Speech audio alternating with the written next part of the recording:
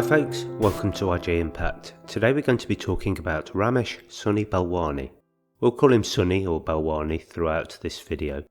Now this is the first video in what is hopefully a series as we follow his trial, of which more later, and that's currently scheduled to begin in March 2022. It's also a follow-up to the Elizabeth Holmes series I made covering her trial, and she was cited as co-conspirator alongside Balwani. If you want some more background, primarily focusing on Holmes and her journey to the trial, then check out my video Theranos and Holmes, Silicon Valley's Blood. So who is Sunny Balwani? What did he do? And how did he get to the point where he is facing trial on multiple felonies with fines, restitution and decades of jail time? Ramesh Sunny Balwani, born in 1965, is an American businessman who is the former president and chief operating officer of Theranos. This was a health company founded by his girlfriend at the time, Elizabeth Holmes. Theranos claimed to have devised a revolutionary blood test that used very small amounts of blood, such as that which can be extracted from a finger stick. Unfortunately, the technology was flawed, and in 2015, Theranos came under criticism in the media and primarily articles in the Wall Street Journal written by John Carreyrou due to its questionable claims and practices. The company eventually went bankrupt and both Balwani and Elizabeth Holmes were charged with criminal offences for operating a scheme to run the business as a multi-million-dollar fraud against investors and patients. Holmes was found guilty in her trial on 4 counts of wire fraud and conspiracy against investors and is awaiting sentencing. This is the first video in what is hopefully a series as we follow his trial, of which more later. As we've already mentioned, his trial is scheduled to begin in March 2022. Okay, so let's look at his background and we'll bring you up to date with the events leading up to his trial, where we are in the trial process and what's going to happen next. Early life and education. Balwani was born in Pakistan to a Sindhi family. Sindhi is a Hindu-based faith which originates in the Sindhi area of Pakistan. The family eventually moved to India because being a Hindu in mostly all Muslim country of Pakistan was very difficult, and later immigrated to the United States. He attended the University of Texas at Austin and received an undergraduate degree in information systems. Career. Balwani originally worked for Lotus Software and Microsoft, and he helped to create CommerceBid, a software development company in around 1999. The company was bought out in July of that year, and Balwani then sold his shares, netting nearly $40 million. He got very lucky with his timing because the company then went under shortly after in the dot-com bubble crash. After this he went back to school and received a Master's of Business Administration from the University of Berkeley in 2003. This is the point when he first crossed paths with Elizabeth Holmes, and this began the journey to the point at which he now faces trial on counts of fraud against doctors, patients and investors. Theranos. Balwani joined Theranos in 2009 as President and Chief Operating Officer, COO. Now remember, he'd had no training in biological sciences or medical sciences, and this became an issue due to the absence of medical experts on the company's board of directors, and also according to his behaviour. For example, he was described by former Theranos employees as overbearing, uncompromising, and was so concerned about industrial espionage that he verged on paranoia.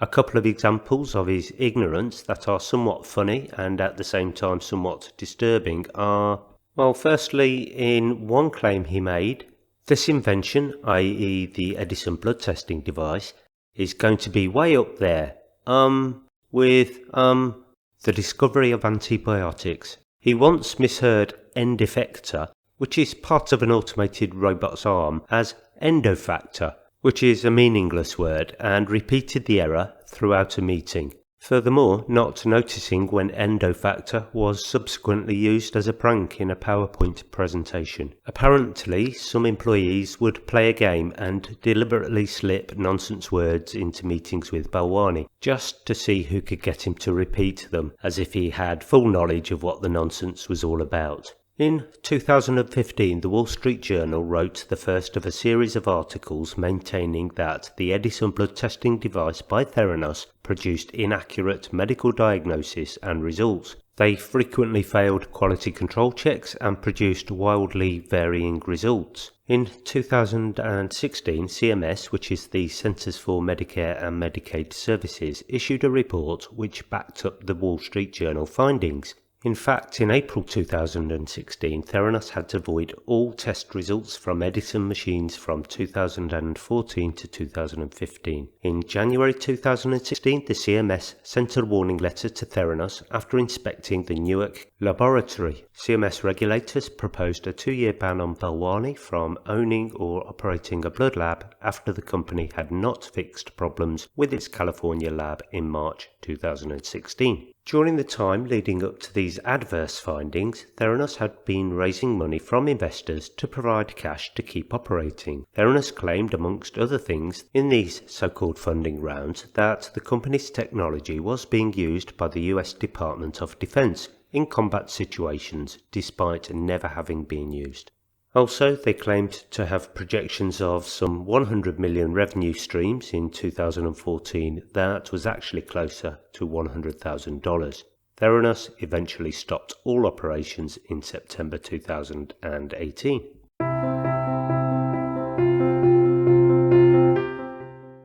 Balwani as a Theranos manager. Balwani has the reputation as being a bullying and aggressive leader. Now, he no doubt has technical skills in the IT world, as he'd spent some time in that industry and by all accounts had made a success of it. However, as COO of a company the size of Theranos, he needed to be more of a leader and not so much of a doer, and there is not much evidence of the leader management style that I can find. Some examples of his management style have been disclosed in court papers. For example, in one email he wrote, "The only reason I have taken so much time away from work to address this personally is because you are Mr. Schultz's grandson." And this was in response to an employee, Tyler Schultz, raising valid questions about the veracity of the Edison machine's results. And now, in case you didn't know, Tyler Schultz is the grandson of George Schultz, the former Secretary of State. Balwani is not a particularly visionary leader. In this video you can see him extolling the virtues of Theranos to an audience that appears not really to care less what he's talking about. He reads and refers to his notes regularly and really doesn't get anyone excited, let alone himself, with the subject matter. I'll just share a couple of extracts, and this is taken from a speech Balwani was asked to give to the Arizona State Senate.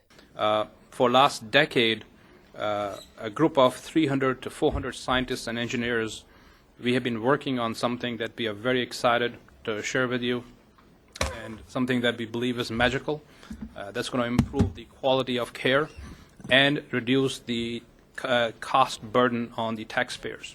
It's really quite something, isn't it? He's fumbling his words, constantly referring to either a PowerPoint presentation or his notes. Let's play another extract. We are also excited that last year, a few months ago, we announced our partnership with a great company, Walgreens. It's the largest drug store in the world, certainly in the United States. We are very honored to share that some of the key individuals who are on our board, for example, Dr. Henry Kissinger, who is our former Secretary of State, Mr. George Shultz, he was also a former Secretary of State, Bill Perry, again, a former Secretary of Defense, General Jim Mattis, he's a retired Marine Corps General and the commander of the United States Central Command. He was the person responsible for fighting our war in Afghanistan. Senator Sam Nunn and Admiral Gary Ruffhead, who was the commander of our fleet in the Pacific Ocean. So we are honored to have these people on board. We are very excited about being in Arizona, and we really look forward to serving the people here. Given that I guess he's supposed to be relaying a vision of great savings and revolutionary healthcare, to me he might as well be reading the appendix from a medical textbook, or whatever other drier than dry analogy you can think of. Contrast this with this video of Elizabeth Holmes talking about much the same subject matter. Again, just a couple of extracts. The first one is from the TED Med conference in 2014. I believe the individual is the answer to the challenges of healthcare. But we can't engage the individual in changing outcomes unless individuals have access to the information they need to do so. The right to protect the health and well-being of every person, of those we love, is a basic human right. And this one is from the Academy of Achievement Awards, and this was also in 2014. And what I believe, which is that one of the incredible things about this country is that we can and do solve policy challenges through creativity and innovation. And I've always believed that when people find what they're truly passionate about and they make a decision to do that and stick with that no matter what, they can build great things. Whatever you think of Holmes, she was actually a good visionary speaker, and the contrast with Balwani couldn't be stronger, could it? Well, if you have the stomach to listen to the whole speech by Balwani, it's about 14 minutes, and I'll publish the video in my Theranos playlist. It's called Theranos, Elizabeth Holmes, Sunny Balwani and The Trials. You can look up the actual video under the title Balwani Speech to Arizona Senate. I'll also publish the Holmes speech to the Academy of Achievement, and you can look up that one under Holmes speech to the Academy of Achievement. Some other insights into his personality comes from the reporter John Carreyrou, who first broke the stories of the Theranos deceptions. He said that Balwani took on a prominent presence at Theranos quickly after joining the company, and according to one of Carreyrou's sources, he said Sunny was kind of the enforcer and Holmes' older boyfriend. That source, who I suspect was Rosendorf, a former lab director, and Carreyrou also said that he painted the portrait of this fraud being run by a couple. He also added that Balwani was in quotes terrorising everybody by keeping track of them through watching security footage of how long employees at Theranos were working. There's an HBO documentary about Theranos, and apparently there's some leaked footage from this showing Balwani leading his employees in a "fuck you" chant aimed at the company's enemies and competitors. Now, I haven't been able to locate that video, but I would love to see it. If anybody does have a link to it or can post somewhere I can find it, that would be great. Thank you very much. One last anecdote that is more funny than anything else, which I sourced from a great book on the whole Theranos debacle called Bad Blood, Secrets and Lies in a Silicon Valley Startup by John Carreyrou. And this was on an occasion when Balwani decided to call the police in respect of an employee who had resigned, and Balwani was accusing him of stealing company property. Now, when the cop turned up and was inquiring about the crime, he asked Balwani what the employee had stolen. And Balwani blurted out in his accented English, he stole property in his mind. Personal life. Balwani and Holmes met in China in the early 2000s when they were both enrolled in a Mandarin intensive summer program. Now, she had recently graduated high school and he was in his mid-30s. In fact, at the time he was 37 and she was 18. Returning to the States, they kept in touch by email, and this is essentially how their romantic relationship started. Balwani was, when he met Holmes, married to Japanese artist Kito Fujimoto, and they lived in San Francisco until their eventual divorce in December 2002. Now, Balwani and Holmes' romantic relationship existed while they both worked at Theranos, and their relationship wasn't disclosed to the Theranos investors, nor to the board of Theranos for that matter. A point of deception that the prosecutors have pointed to in Holmes' own trial. According to Holmes, in her trial anyway, it wasn't always a loving relationship. In her court testimony, she stated that Balwani wanted to kill the person she was and make her into a new Elizabeth.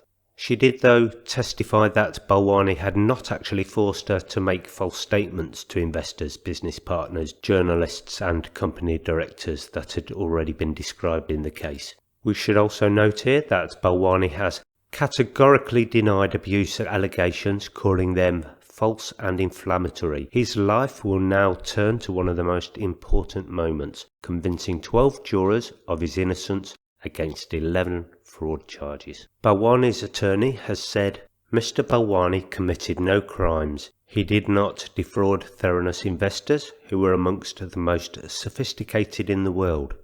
He did not defraud consumers, but has instead worked tirelessly to empower them with access to their own health information. Mr. Balwani is innocent and looks forward to clearing his name at trial. Legal proceedings. Let's look at how events unravelled since towards the end of the company's life and then bring the legal proceedings up to date. SEC charges. In March 2018, Balwani and Holmes were charged by the SEC with securities fraud, raising more than $700 million from investors through an elaborate years-long fraud in which they exaggerated or made false statements about the company's technology, business and financial performance. Now, Holmes settled the case out of court without admitting or denying wrongdoing, but Balwani didn't and is still in litigation in respect of this. He says he's innocent of the charges, and according to the court's summary, the SEC will litigate its claims against Balwani in federal district courts in the Northern District of California. Criminal charges. In June 2018, a federal grand jury indicted President Ramesh Balwani and Elizabeth Holmes on 9 counts of wire fraud and 2 counts of conspiracy to commit wire fraud. Prosecutors alleged that Holmes and Balwani engaged in 2 criminal schemes, one to defraud investors and the other to defraud patients. Now, originally the trial was due to be a joint trial with both Elizabeth Holmes and Sunny Balwani. However, the court has said that Balwani will stand trial separately from Holmes. The reason for this is that Holmes decided in her defence to allege Balwani abused her with coercion, rape and control. In January 2022, Holmes was found guilty on multiple counts of fraud. Balwani's trial is scheduled to begin in March 2022, and we know at this stage that one of Balwani's defences is going to be that he never profited from his work at Theranos. The trial. Balwani's trial is currently scheduled to commence in March 2022, and this is the current timetable according to court findings. Friday, February the 4th, 2022. Motions in limine hearing. Pre-trial conference. Now, motion in limine hearing is where the prosecution and defence will argue with the judge what evidence can and cannot be brought to court. I suspect that the allegations of abuse by Balwani on Holmes will be one piece of evidence that the defence will not want to be brought in front of the jury. For example, Tuesday, March the 1st, 2022. Pre-trial conference. Tuesday, March the 8th, 2022. Status conference. Monday, March the 7th, 2022, yet another status conference. Now, after these pre-trial meetings, we'll get to the more public stages. Wednesday, March the 9th, 2022, jury selection. For all these meetings, we've got Jeffrey Schenk representing the prosecution, who we heard of in the Holmes trial, and for the defence we have Jeffrey Coopersmith. And after all this, finally, on Friday, March the 11th, 2022 at 9 AM, we get USA versus Ramesh Balwani, the jury trial. Those dates do have the potential to change, but the closer we get, the less likely they are to change, and this is what is on the government's website at the end of January 2022. Well, that is it for now. This has been one of my longer videos. I normally try to cut them down somewhat, but hopefully this is a useful reminder for some, and if you didn't know much about the case, then hopefully it's a useful background. For me at least, it's going to be very interesting to see how the trial progresses, and given that Balwani faces the same charges as Elizabeth Holmes, what the differences or similarities in approach by both the defence and prosecution will be. I await the trial with bated breath. Thanks for watching, and if you've liked the video, please hit the like button, and if you subscribe and hit the notification bell, you won't miss out on future updates and videos when they're published. Bye for now.